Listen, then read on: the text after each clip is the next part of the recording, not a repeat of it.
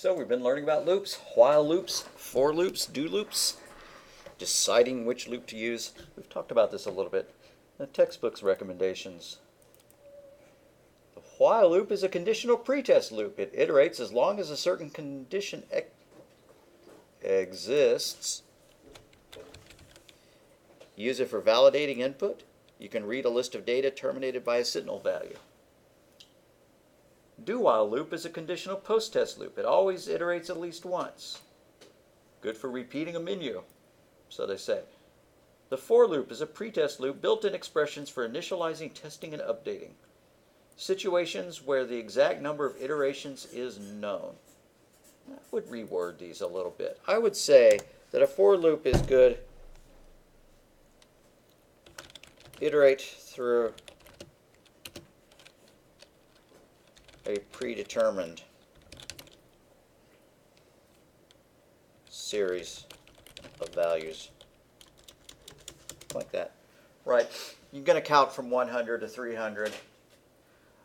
Or you're going to ask the user where to stop counting. You don't know when you're programming it how many iterations are known, but by the time you get there, you have the data to determine, what the for loop will go. So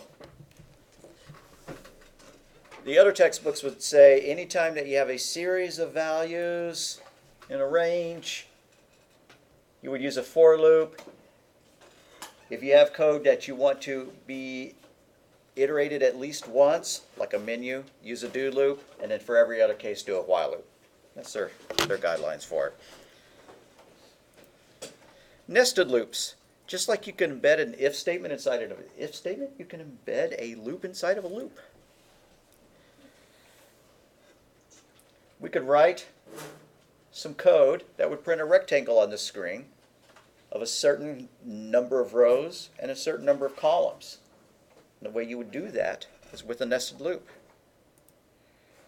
I'm going to go ahead and open Visual Studio and work on something like that.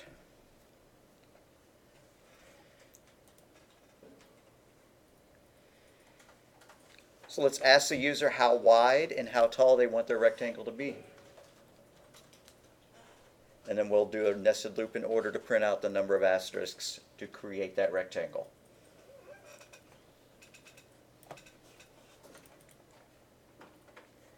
Add a new CPP file.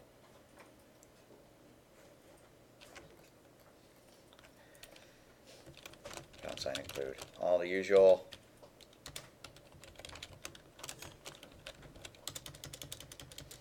I don't think we're going to be using strings, but just in case. I'm going to give up on the idea of not using the using namespace std, so I'm going to go back to it using namespace std. Int main. The bottom of it, system pause. Return 0. Okay. So what are we going to do? Ask the user for the height and the width of the rectangle, and then display the rectangle using nested loops. So we need two variables, height and width.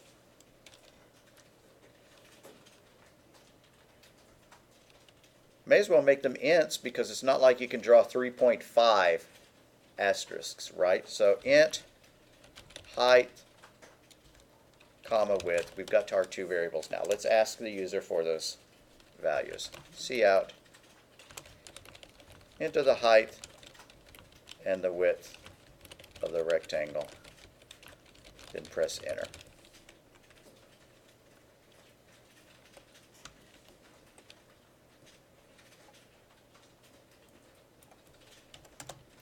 And then CIN into the height, CIN into the width. Great, now we have that information. So the outer loop is going to iterate through each row. If we said we want the rectangle to be 10 tall, then we're going to need to repeat 10 times. That'll be the outer loop. So for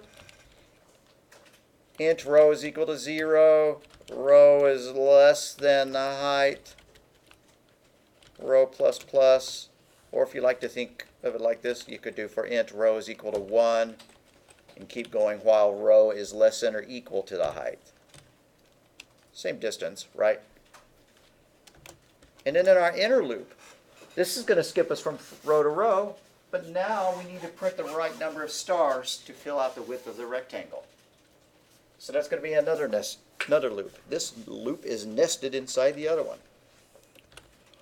For int, I'm just going to use column, COL for column. Column is equal to 1, column is less than or equal to the width of the rectangle, column plus plus.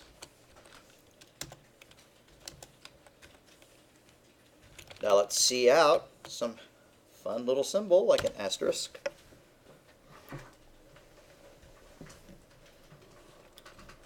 Or maybe a box, 2 square braces.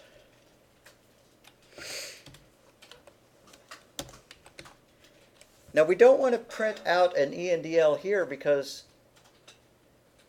well, let's just see what happened. Let's run it like this without making any changes, and then we're going to start fixing it because this is definitely not going to work the way we have it.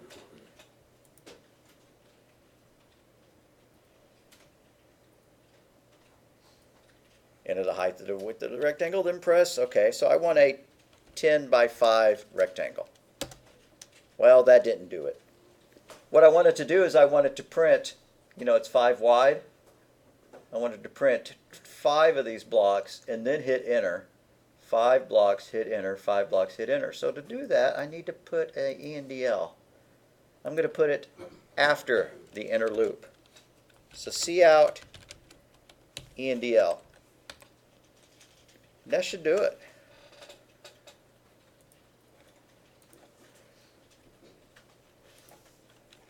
So I want a 10 by 5, and there we go. I'm going to run it again. I'm going to make a 20 by 20.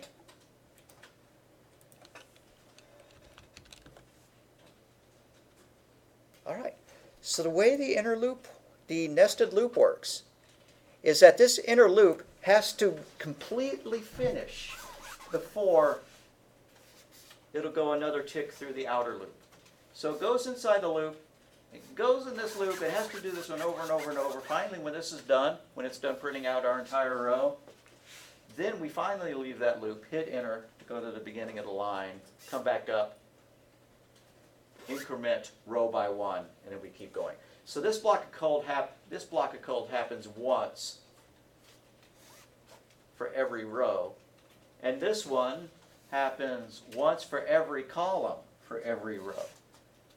So if you have a 5 by 10 rectangle, how many times is this going to be printed?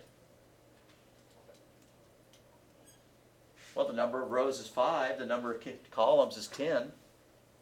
How many blocks is that? 5 by 10 is 50, right, so it would be 50. So this guy gets iterated 50 times inside there, 10 at a time.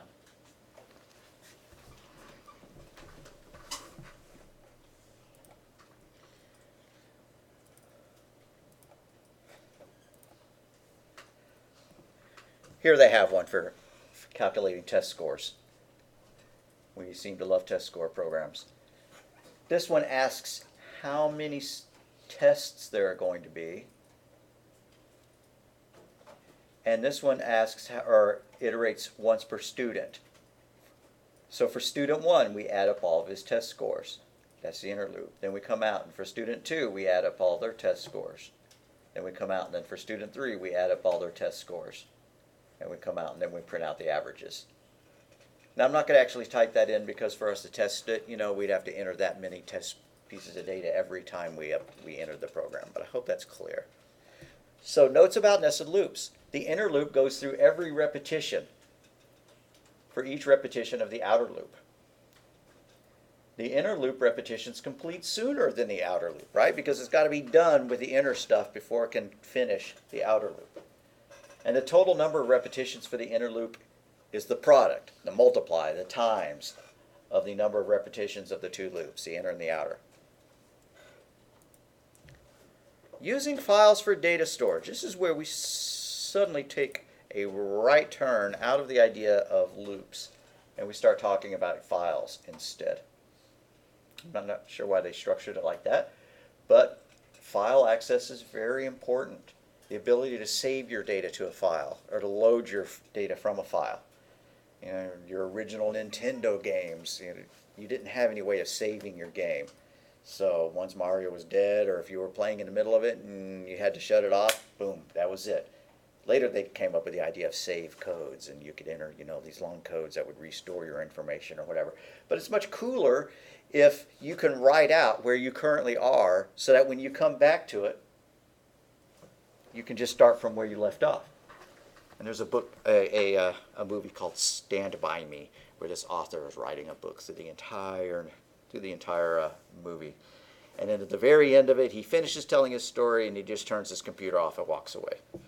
You go, why didn't you save your data? It's gone. So anyway, you want to save your data. That's called persistence of data. To save your data, you need to write it out. Now, nowadays you might write it out to the cloud rather than to a file. But conceptually it's the same idea. You need to save your data somewhere. That allows your data to be retained between program runs. So your steps: open the file, use the file. You can read to it, read from it, write to it, maybe do both, and then close the file. So what is needed to work? The F stream. We've already seen I/O streams. We've been using I/O streams since day one to print stuff and to read stuff in. F stream, file streams, there are two kinds. Actually, there's more than two kinds. But there's an IF stream for input, just like CIN. And then there's OF stream for output. Let's go and modify our rectangle to save to a file.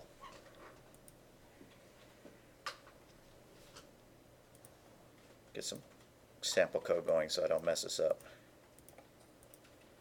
Really? Alrighty.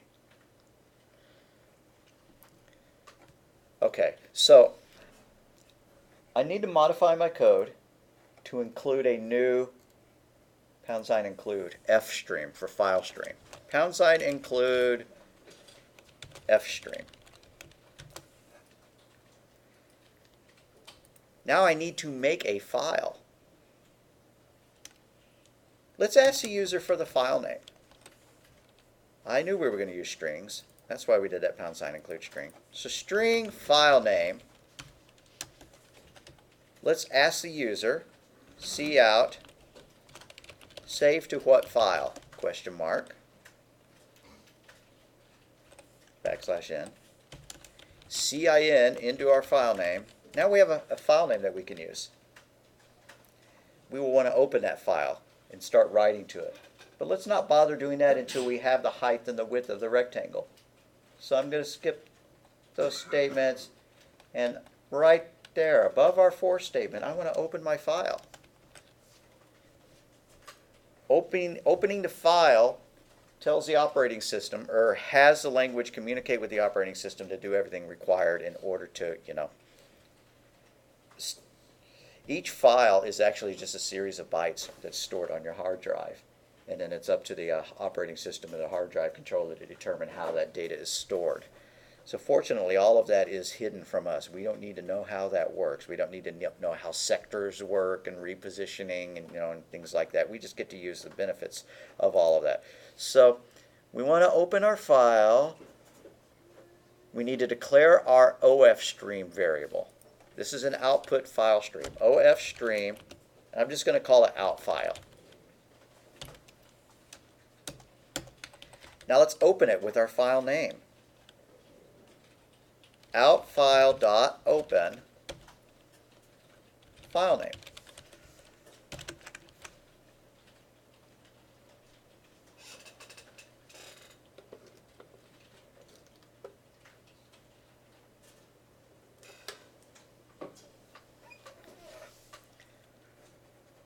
We should check to make sure that that actually worked, because if the file isn't valid, if we typed in a bad file name, or we tried to reference a drive letter that doesn't exist, we could run into problems.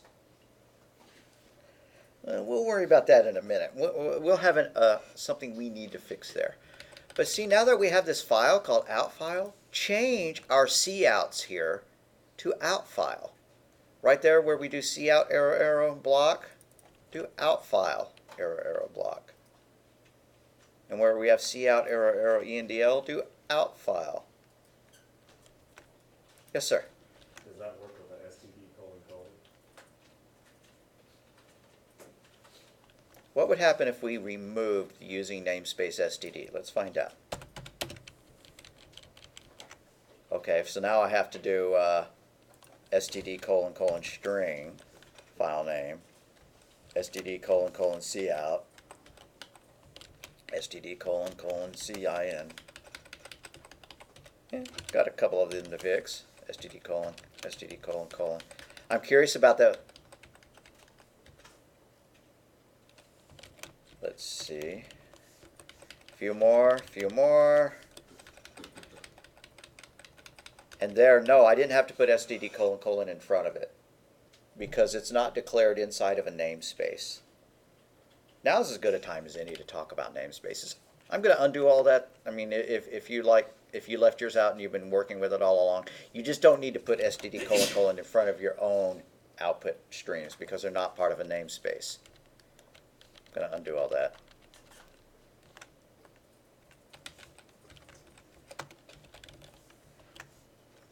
So I'm going to take a brief diversion to talking about namespaces.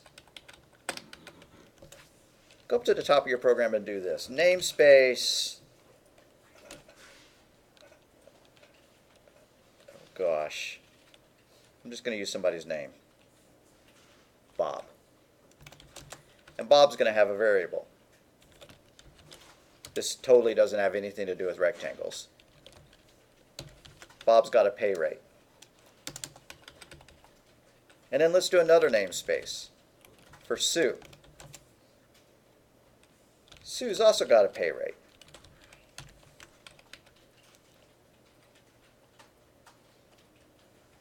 So inside of main, if I want to access those values, I have to do this.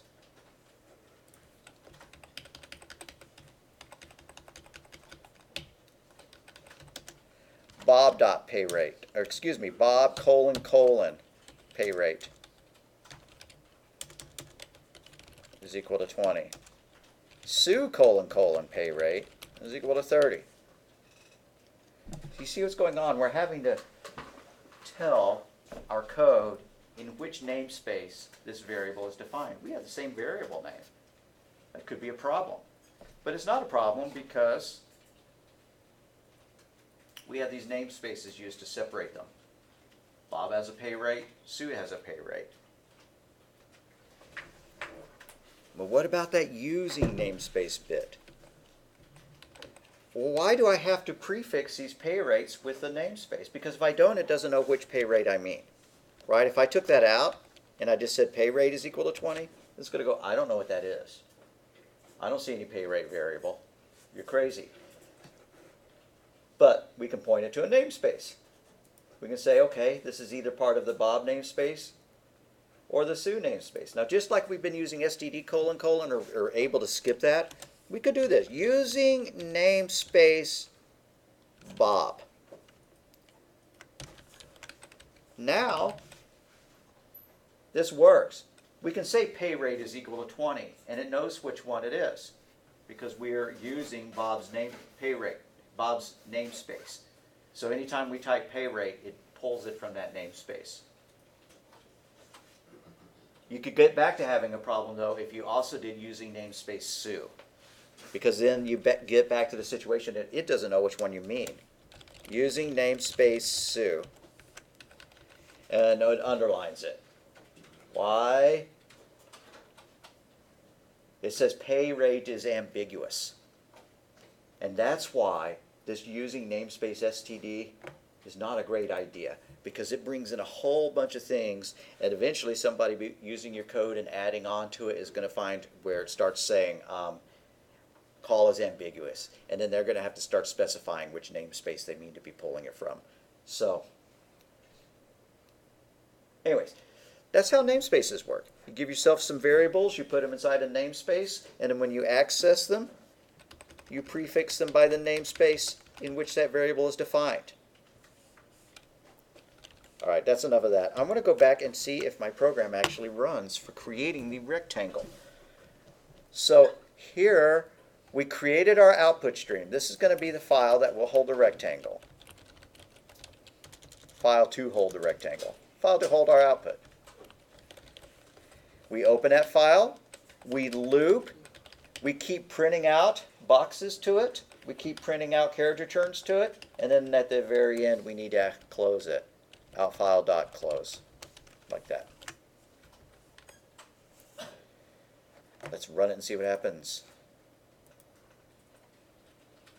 Save to what file? I'm going to call it rectangle.txt. Enter the height and the width. Okay, I want a 20 by 50 rectangle. Press any key. Okay, well, I guess it's done. How do I know? I'm going to actually have to go and find that file. It's in, well, let's just go looking for it. I'm going to use a search function to see if I can find it. Rectangle.txt. Aha, there he is. And there's my rectangle.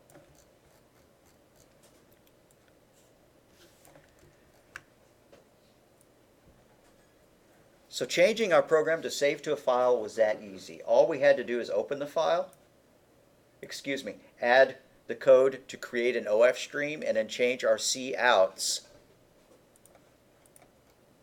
What would happen if we give it an invalid file name, though? You know, my computer here, computers used to always have, like B drives and C, stuff like that. This one doesn't have a B drive. So if I try to save something to the B drive, I'm going to get an error. So save to what file? b:\I_.txt.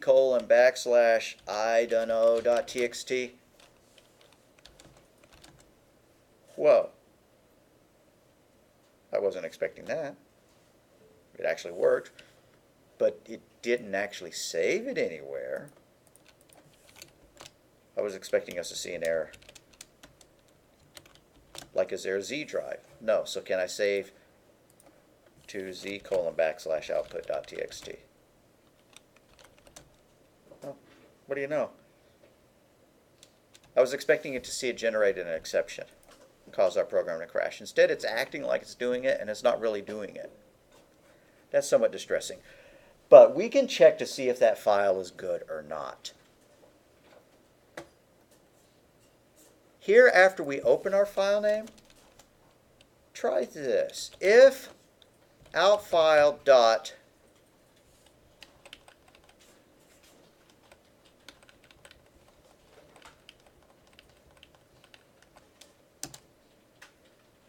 is good gonna do it?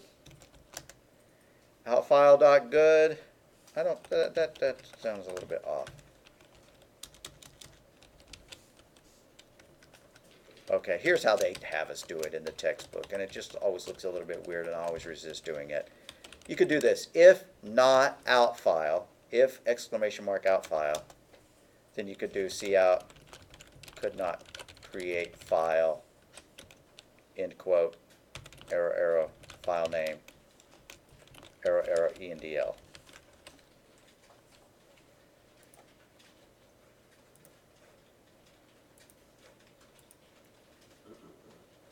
So if I type in something bad, like a Z:, it says could not create file. So in this environment, C++ isn't blowing up just because we tried to write to a bad file, not giving us error messages, so we need to accommodate that ourselves. And this is a shortcut for typing something a little bit longer.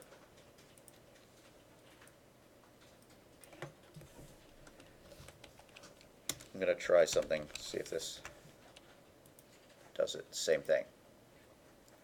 Nope.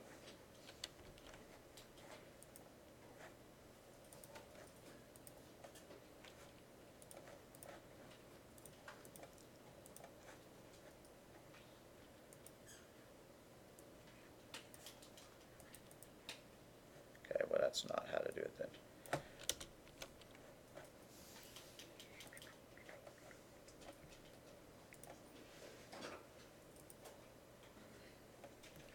All right, then we randomly jump topics again. Using the cstring member function. Prior to C++ version 2011, the open member function requires that you pass the name of the file as a null terminated string. What does that mean? Well, it means that there's a specific data type that is used whenever you use these things. Whenever you use double quotes, you create what is known as a C string, which is a null terminated string, meaning it's a series of characters followed by a 0 in memory. That is not a string class. They are actually two different data types. And what they're saying is that in old versions of C++, you actually had to pass a C string to it, which you could do just fine if you typed in something like that. That would work. Don't be making these changes. I'm just going random here. But if you wanted to pass in a string variable like we were doing here, you'd have to do something special to your string variable before it would exist, before it would work. And they show us here. You would have to call .c underscore string like this. So you would say open file name .c underscore str parentheses in parentheses. And that just pulls the C string data out of the string object. Then somebody had the great idea of making the functions compatible with the string class, so you didn't have to do that. I've had classes in the past where people were using versions of C other than Visual Studio, and it actually required them to do that. And so if you're using Xcode, I believe you don't have to do that. But if you're using some other version, you're using one with Eclipse or NetBeans, right? For your C++? Yeah, I'm looking at you. Well, I guess on your Mac, which C++ are you using, Xcode or NetBeans? Okay. Did that work without adding that code to it? Was filename.open good enough to get it to work? Some errors here. Okay. Because last week you said we should get used to using std::. I think that screwed me up a little bit because I've got everything written down exactly the same, but it's not working. All right, let me come look.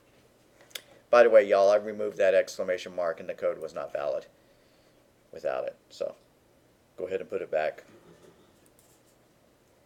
And the rest of this code here should only be run if it was valid. So we should put it in an else block. Or we should return because we weren't able to open it. So what I'm going to do is I'm going to do else open brace, and then that entire loop stuff all the way up to but not including outfile.close. I'm going to hit shift to tab it over one.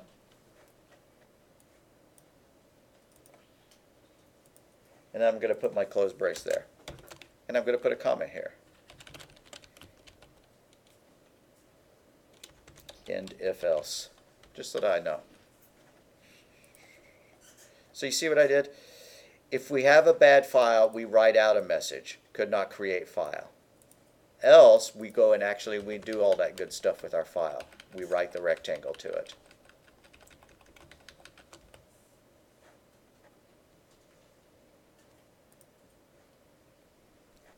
Let's go ahead and make one more project. October 26B or whatever you want to call your one.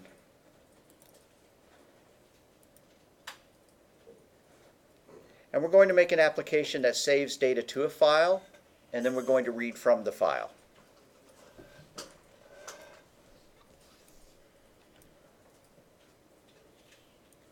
So do your usual, create a new item, C++.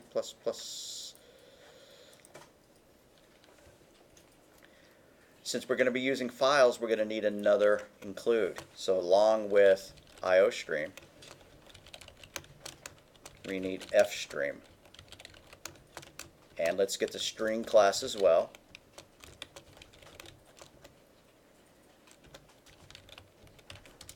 Using namespace std, int main, system pause,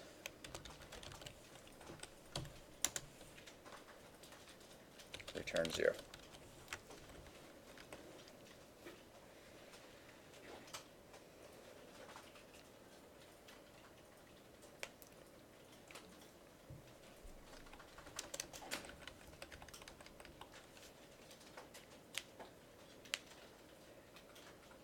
So let's put ourselves in a little loop where we ask them whether they want to write to a file or read from the file or exit. So let's do int choice.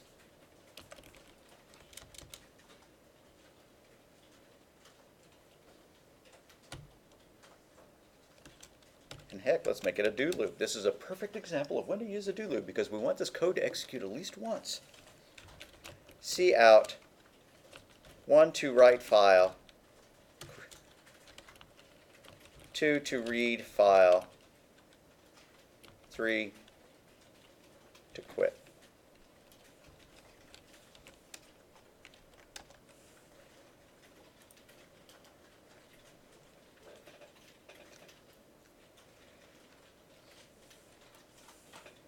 Now let's read into choice. CIN into choice.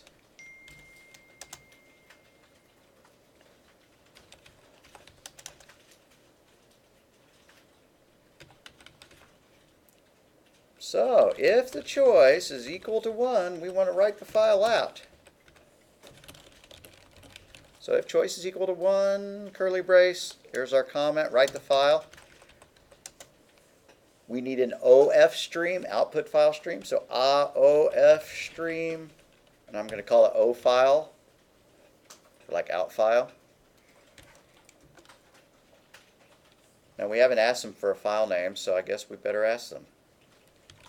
String file name, CIN arrow, or CIN arrows going towards it. Write to what file? Question mark. Question mark backslash in end quote semicolon. Oh, that's supposed to be cout. Cout arrow arrow write to what file name, and then CIN into our file name string.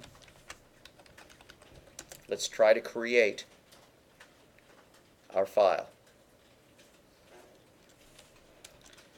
So ofile dot open file name, and we need to check to see if it's a good file name. If it's a bad file name, we don't want to do anything. So if not ofile, we're going to print out an error message. Could not open file. End quote, arrow, arrow, file name, arrow, arrow, ENDL.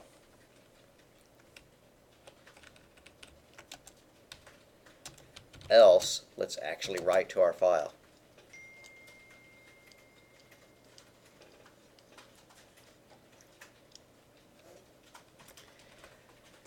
Now what kind of data are we going to ask from them? How about just a series of numbers to add up? So cout, enter a series of numbers with -1 to end.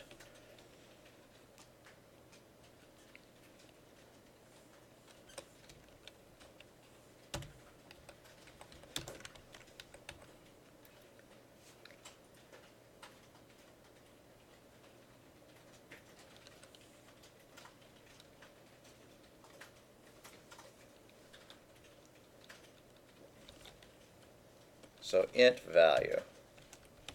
Do, let's read in, CIN into value, and if the value is not equal to -1, let's write it out to our file. O file space less than space that value that they just gave us, followed by an ENDL.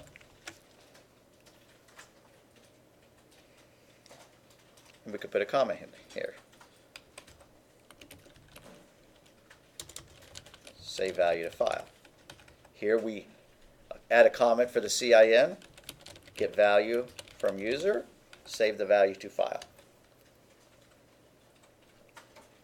And so we're going to just do while value is not equal to -1.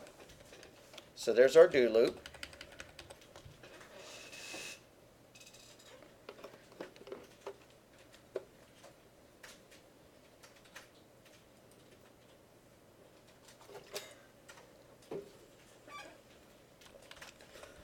In the syntax of do whiles, you do have to terminate that last part of it with a semicolon.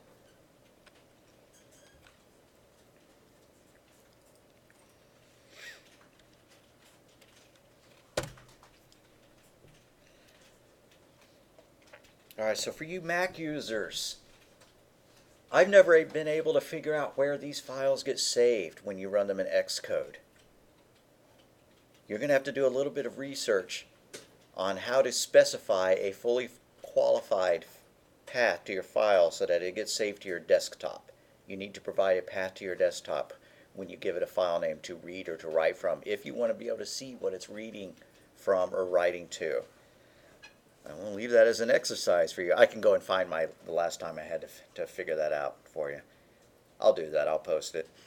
So anyways, once we are done writing our file, we need to close it. ofile.close, and there. I'm going to zoom out a minute. For a minute. Looks like I've got too many, yeah, I've definitely got something wrong here. It's not completely done. And why is that? If I hover my mouse over here, it says expected a while. And I'm being bit by the fact that I'm using do loops. So for my last closing brace, I need to come down here, find a,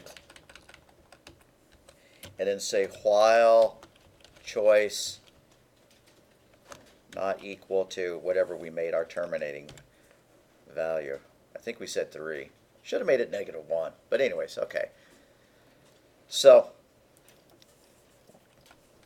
that's what the bottom of our code needs to look like. This is the end of our if choice equal 1 right there. So I'm putting a comment there because that's going to be where we go, and once we have a choice equals 2 and we want to do something else, we're going to do that there. Let's see if it works. Build our code. I'm going to run it. I'm going to write a file. Write to what file? I don't know. October 26 scores.txt. Call it whatever you want. Enter series of numbers 10, 20, 30, 40, 50, 60, 70, 80, 90, 100, -1. It'd be nice if it printed out some error message. I mean, not an error message. A little message saying, yeah, we're done. But whatever. We don't have any code implemented for reading from the file yet, right? Doesn't do anything.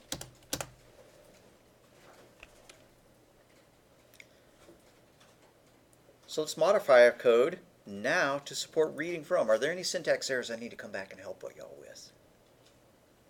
We're all good. Okay. So under that if choice is equal to 1, it's time for our next case. If the choice, and I could have made it else if, is equal to 2, this is the code for read the file. Again, we need to ask the user for the file name. So string file name, cout, read from what file, $?n, cin arrow file name.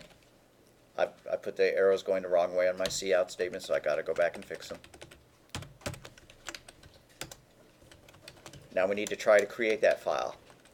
It's not an output file, it's an input file. So instead of OF stream, it's IF stream. IF stream, I'm going to call it I file for input file.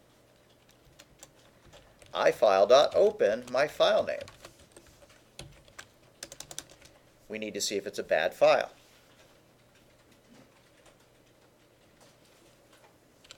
If not ifile, that means it's a bad file.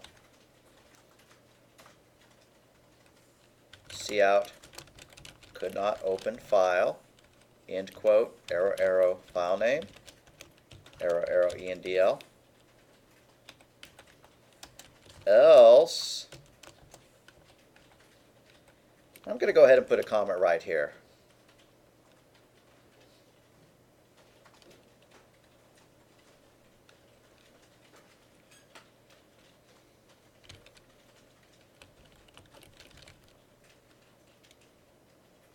I don't know how quite to make that comment look good. I'm just going to put indiff. That'll be enough. All right, so our file is open. We want to read from it.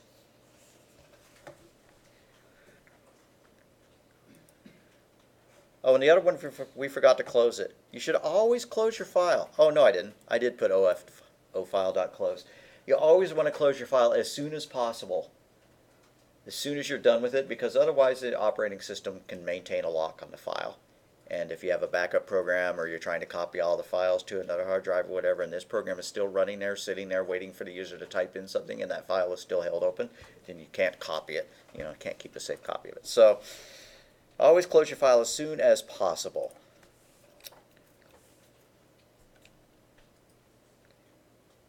The operating system will close the file when your application terminates, but you don't want to wait for that.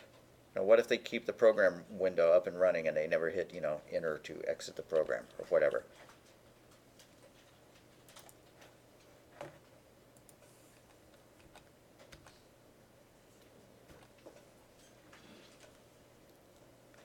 Okay, here's the other way you can check to see if it failed. If you don't feel like doing not IN file, which I particularly don't like doing, I didn't remember that the textbook showed us this alternative, you can do this. And I like the syntax a lot better. If ifile.fail, like that. I think that looks better. So down here, else the file is good. Now we want a loop pulling out all the information from the file.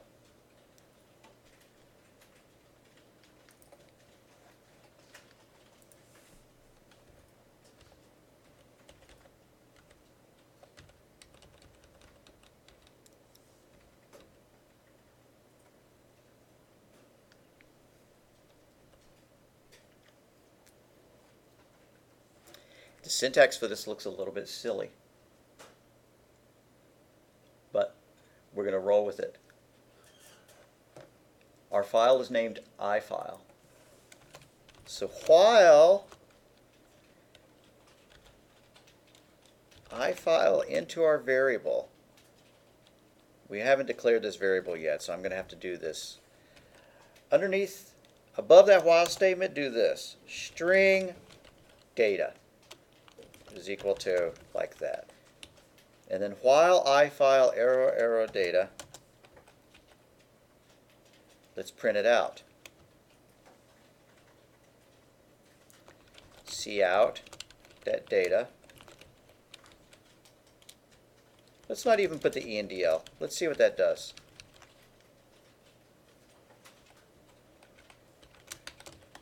And then we want to close it. I'm pretty sure I want to write out an ENDL at some point. So now I'm going to do cout ENDL there. And let's close our file. ifile.close.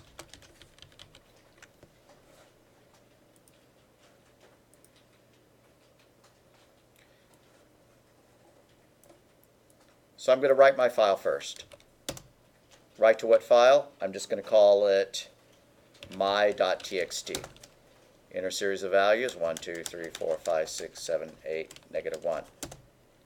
Now I'm going to choose to read from the file. So I'm going to choose 2. Read from what file? My.txt. And it read 1, 2, 3, 4, 5, 6, 7, 8. Very good. It's not showing them each per line. If we wanted, let's go and find that file on the hard drive. Go and find where your CPP files usually are. So where have I configured my Visual Studio files to be?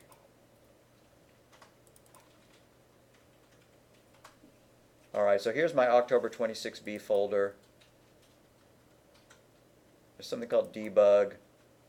Nope, doesn't look like it's in there. There's that one that contains the source code.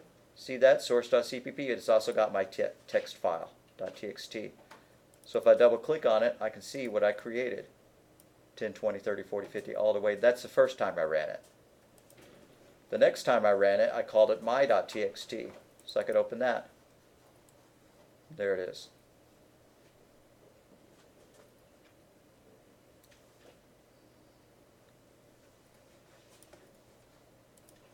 Okie doke. I need to pause. Make sure everybody's up and running.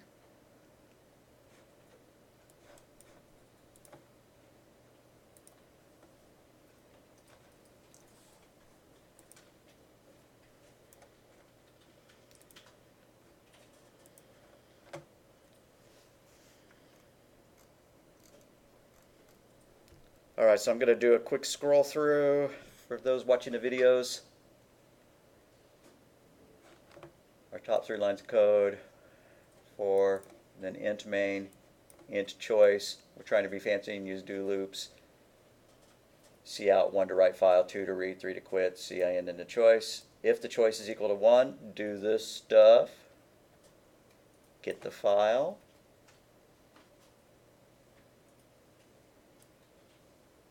Open the file. If there's an error, I'm going to also change this one to .fail.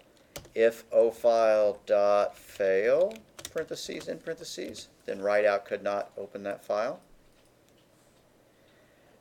Else, we have a good file.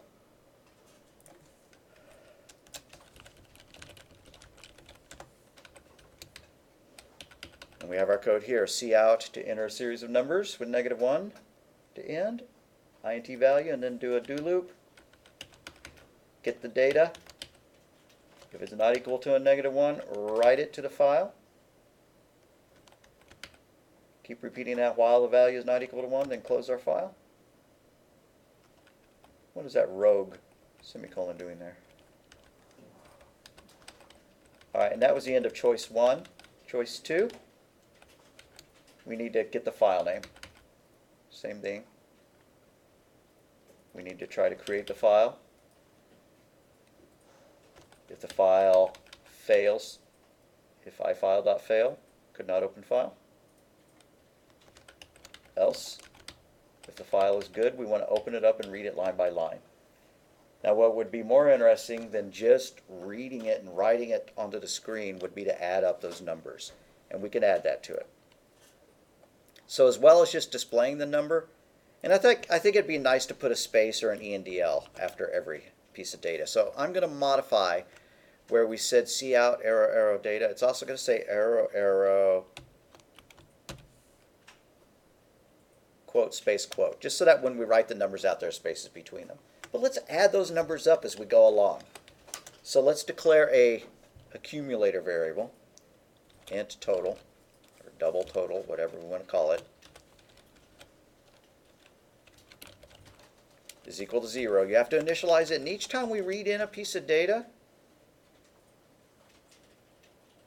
I'm kind of wishing I hadn't made it a string, because these are going to be ints, right? These are going to be numbers. So I'm going to change that string data to double data, like that. So this is what and it's not going to be initialized to, a pair of quotes. It's going to be initialized to 0. There we go. So we read that data in and we add it to the total. Total plus equals the data we just read. Then down here at the bottom, after we close the file, let's write out what the total was. Total equals, end quote, arrow, arrow, the total that we just read, ENDL.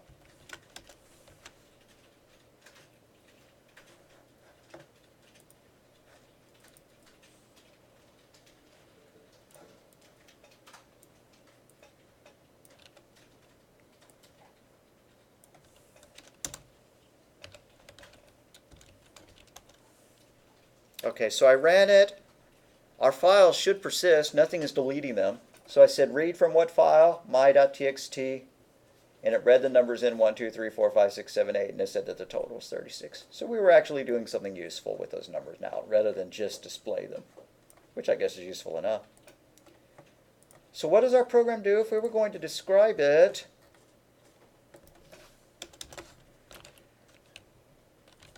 Write a program that allows the user to either write a file or read from that file. If they choose write, let them enter a series of numbers, saving each one to the file. If they choose read, then open the file, read every number, adding them to a total, and displaying the total. I guess it would have been nicer if we'd said that at the beginning, you know, what we were doing, but that's what our program does.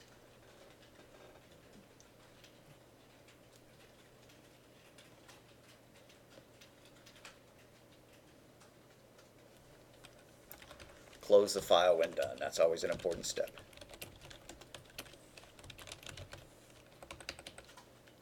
Just for grins, let's take out the close statement for one of our close statements.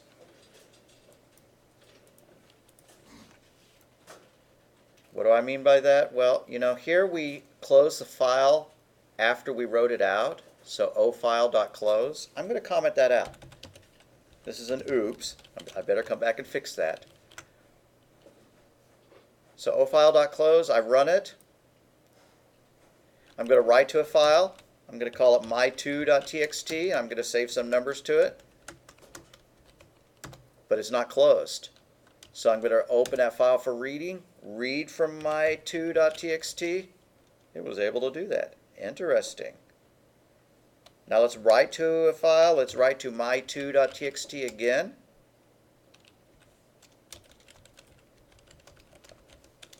Okay. All of my big talk about why you need to close files seems to be falling by the wayside. That's interesting. Now let's try reading from my2.txt again. Interesting. It's letting us reopen a file that's already open. And I honestly didn't think that it would do that. That's interesting. And the reason why it's doing that is because OF stream is declared inside this block. And so as soon as it falls out of the block, it closes the file, apparently. If we declared OF stream somewhere else, outside of this loop, don't make this change. But if I did this, if I moved the declaration of our file out there, then it would never get automatically closed.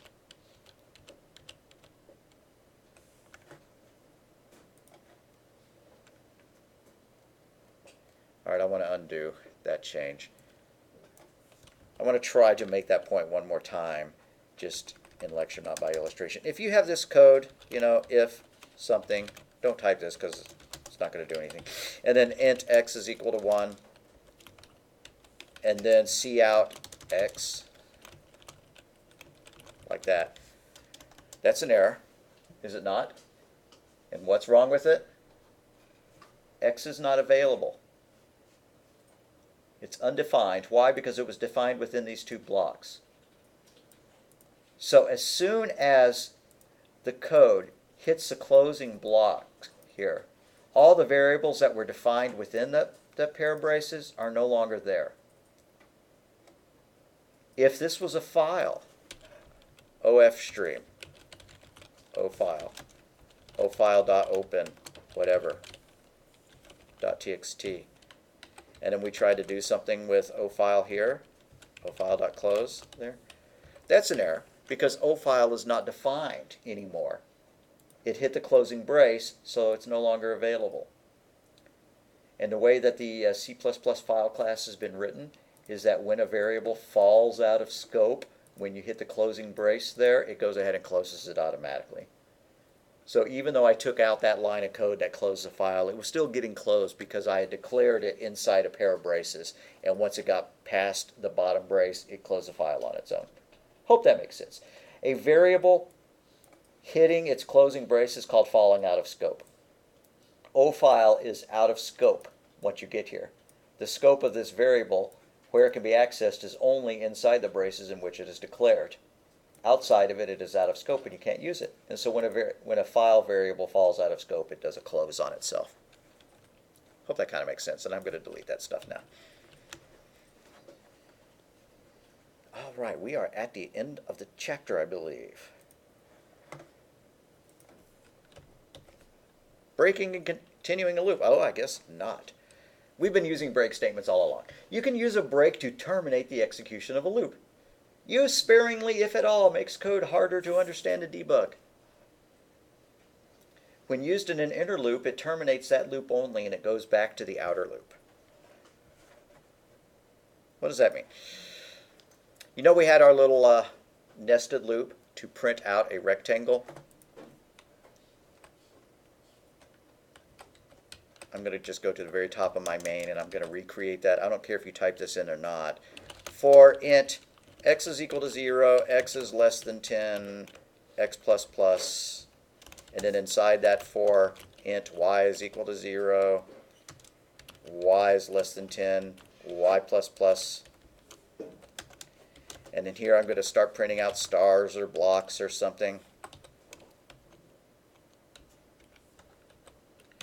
After that row nested loop, I'm going to do an ENDL.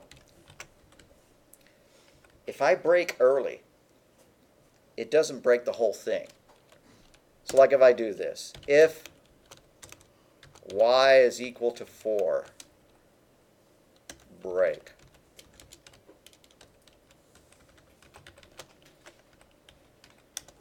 I'm going to change my code a little bit so I'm actually writing the numbers out. Cout x, or cout a block, followed by the x, followed by a comma, followed by y, followed by a closing brace, like that. I'm going to run it first now without any fancy breaks or continues. There, 0, 0, 0, 1, 0, 2, all the way out to 9, 0, 9, 1, 9, 2, 9, 3, 9, 4. Okay. But what if I start throwing a break statement in here? Kind of like that if negative 1, then break. If y is equal to x, break. Is that going to kill the whole loop? Is it going to force it just to get down to here and start doing this stuff about reading and writing the file? No, it's not, because break only breaks the innermost loop in which it's in. So it's going to come down here and do that. Probably not what I want it to do. I wonder what it's going to do. I mean, I'm just breaking it. The code's not going to work at all. All right, there we go. That's kind of neat. Why is it doing that?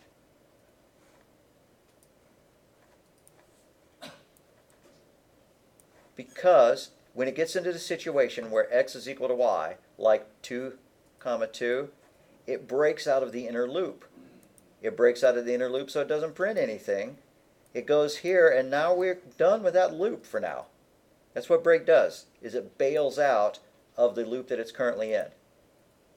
And so then y gets incremented, and x is now 3, and then it starts counting y, 0, 1, 2. And then once x is equal to y again, once it's 3, 3, it breaks before it gets to that. And so it jumps down here and it does that. Let's change this a little bit. Let's change that to continue.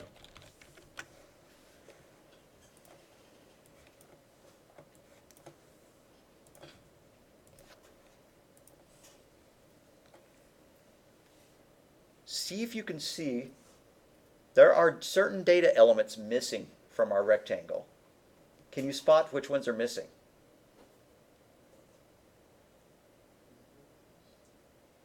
Like what happened to 1, 1, or 2, 2, or 3, 3? The continue statement is why that is happening.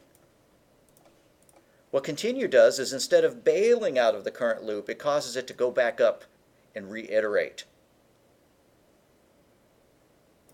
So if x is equal to y, it jumps back up here, increments y, and keeps on its merry way.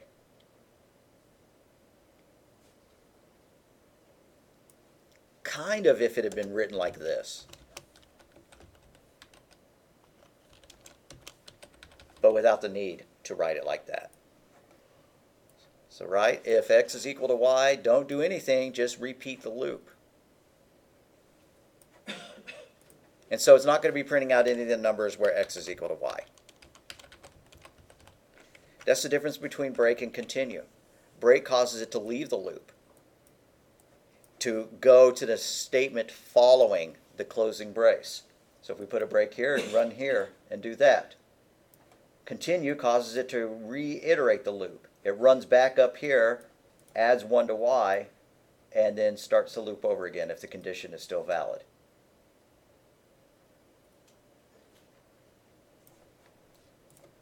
All right, I do want y'all to type this in, and then we're going to be done for the day. So let's,